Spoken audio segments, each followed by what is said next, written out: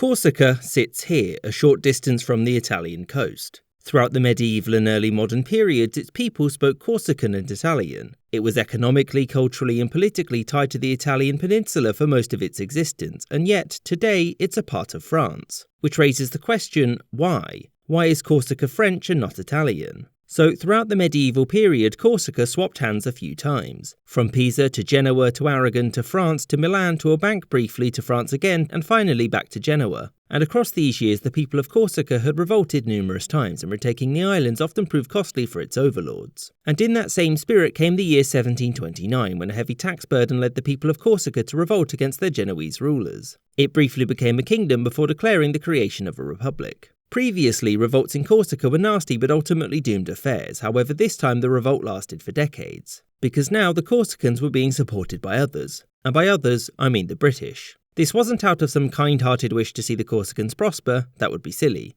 In fact, the actual reason was to deprive the French of the island, since the Genoese were paying French troops to suppress the rebellion. As the rebellion went on, the Genoese knew that they'd lost the island and so opted to sell it to France. France agreed to the sale and soon after sent a lot of troops to Corsica, and the rebellion was crushed in 1769. So that's France's control over Corsica established and settled then, right? Well, no.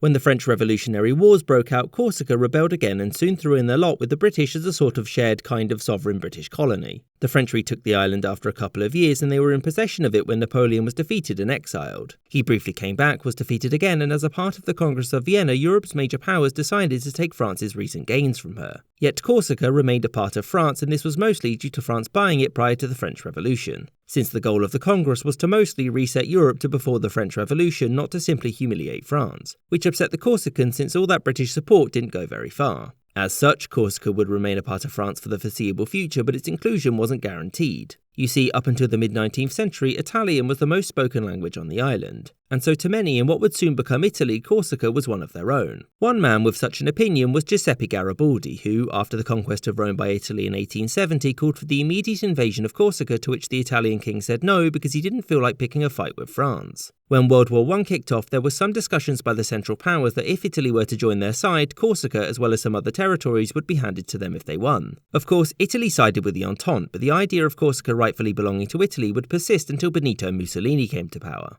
As you'll know, Italy joined World War II by invading France, and after its fall, Italy didn't get Corsica. It remained a part of Vichy France until 1942, when Germany decided that it didn't need to exist anymore, and so, along with Italy, they put an end to it. With this, Italy came into control of Corsica, which Mussolini had wanted. And this control lasted a whole year since Italy was defeated in 1943. Soon afterwards, the brand new Italy had joined the Allies, and from it, French troops liberated the island, and thereafter, Corsica would remain a part of France. I hope you enjoyed this episode and thank you for watching, with a special thanks to my patrons James Bizanet, Kelly Moneymaker, Corsho Wolf, Jordan Longley, Adam Stalter, Jerry Lambdin, Marcus Arsner, YN Hockey, Words About Books Podcast, Rodney Martin, Captain Psydog, Marvin Cassell, Gustav Swan, Spencer Lightfoot, Boogly Woogly, Camoon Yoon, Winston Kaywood, Aaron the White, Matthew Shipley, Alex Schwinn, Max and Flaudio, Maggie Patskowski, Anthony Beckett, The McWhopper, Corey Turner, Copper Tone, Spinning Three Plates, Charles I, Ben Ivinson and Scottish Trekkie.